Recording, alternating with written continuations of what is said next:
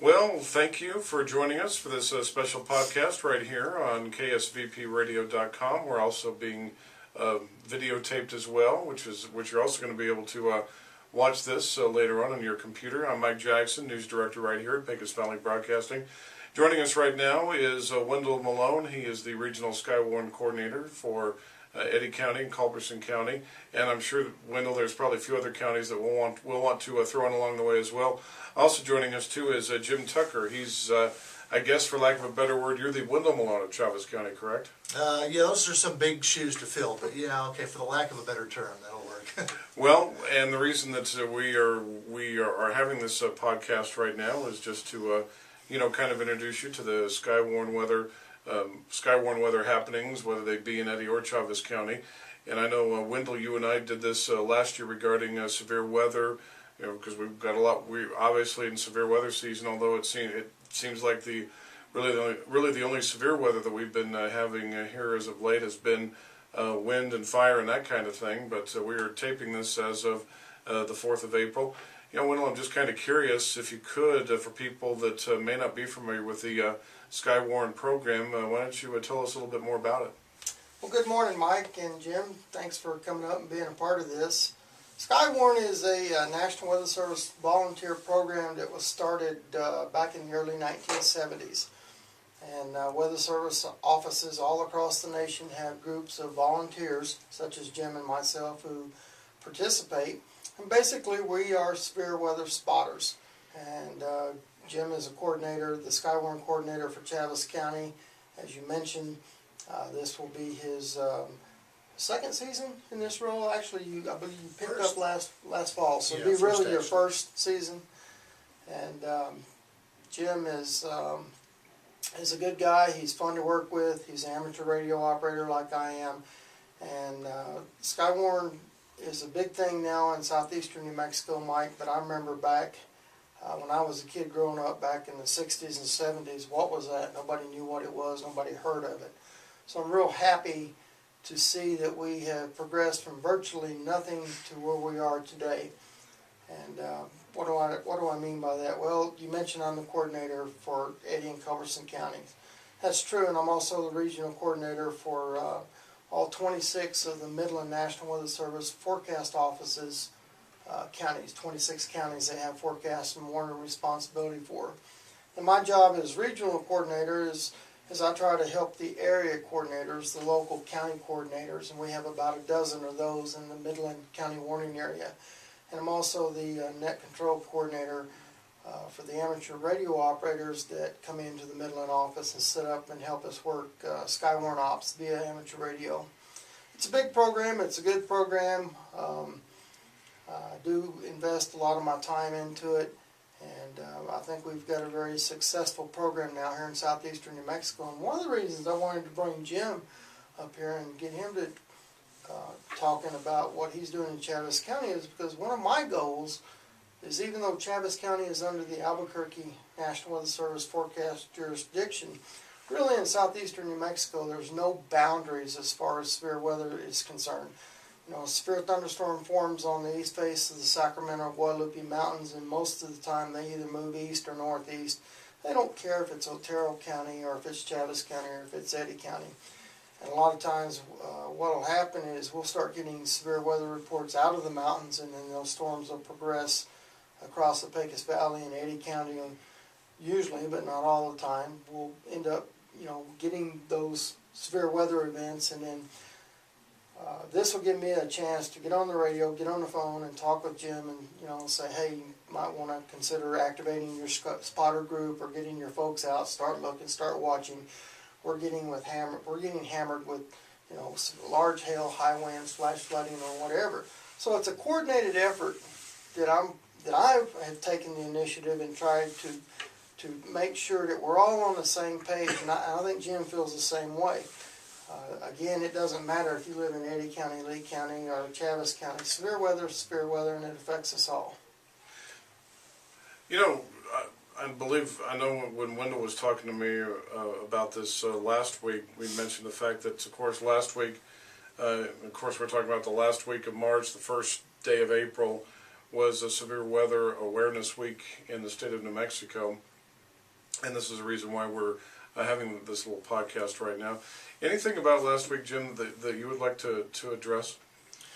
Concerning the severe weather alert awareness week itself, or just about it in general, you know, anything specific? Is there anything about it that you'd like to address or anything like that? Well, in retrospect, Mike, actually the National Weather Service in Albuquerque put on a very nice multimedia presentation on their website. And that site for Albuquerque is weather.gov/ABQ. And when you go there, now whether or not they archived that multimedia presentation or not, I can't say at this point. But each day of the week, they featured a different aspect of severe weather. One was tornado awareness, one was preparedness. Another one, I believe, was high winds, floods was another day. And you know, in this part of the state, it's kind of deceiving sometimes because we're not hammered with severe weather like perhaps the Tornado Alley is, or the Southeast, or even the Ohio Valley, back in those areas. But that can be sometimes more dangerous than those areas because we're not always used to it, and we get a little complacent, I think, at times. And really being on top of this severe weather is important because we can and have been, you know, the victim of severe weather events. And I think the Severe Weather Awareness Week was really instrumental and real important in you know, kind of heightening people's awareness of that. You know, I think something that, you know, talking about being complacent, I think that the fact that, you know, I know, Wendel, you and I have talked about this before, but I believe we are in what we call our severe weather season here in southeast New Mexico. Although, you know, people might think, well, you know, we haven't had any rain in a long time, you know, why should I worry about severe weather? Well, you know, all you have to do is just look at the events of April 3rd, and you've got, you know, high winds blowing, you've got, you know, you've got a fire burning in nearby Lincoln County, you've also got some fires burning in the northern part of the state. You know, fire weather is still severe weather, and of course, you know, the winds are going to kick that stuff up. So, you know, what's the one thing that you would like people to take away from, you know, during this severe weather time here in southeast New Mexico? Well, Mike, as you mentioned, you know, people kind of get complacent, and Jim was just talking about that. Let me give you a few facts. I went to the Storm Prediction Center's webpage this morning, and these are very basic facts about severe weather in southeastern New Mexico. If you look up Chaves County, there have been a combined total of 446 events recorded or documented since 1950 up and through 2010. Now this includes severe thunderstorms, flash floods, tornadoes, high wind events, and winter storm events. So it's a mixture of everything we're talking about here.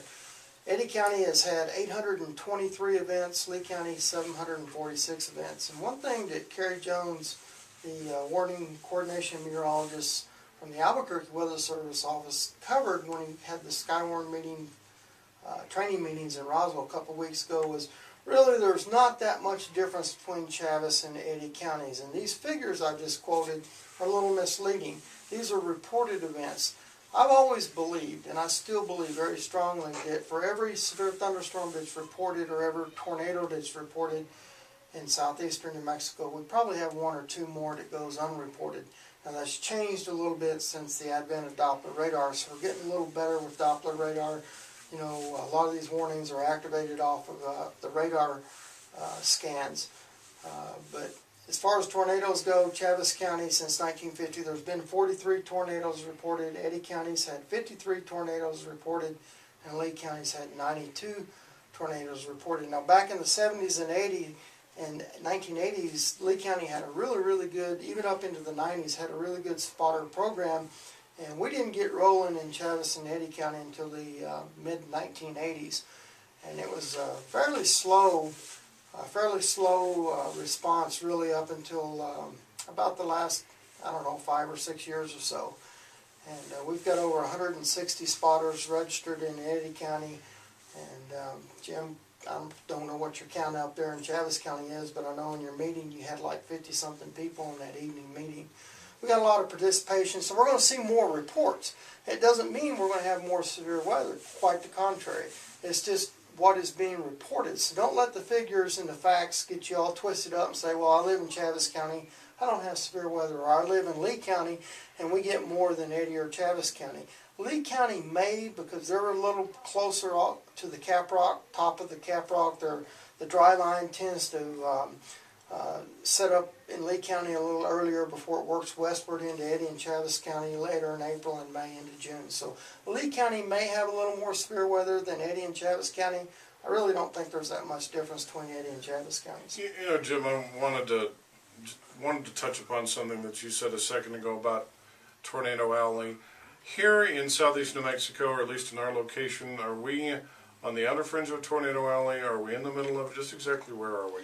Well, that's just it. We're kind of on the western fringe of Tornado Alley. I mean, I think as Wendel kind of touched on earlier, your general flow, and it's not always this way, but your general flow is you get the wind patterns and such and moisture patterns that tend to begin to create or trigger these thunderstorm events over the central mountain chain, and then as they drop off into the plains, that's where they start to build up steam.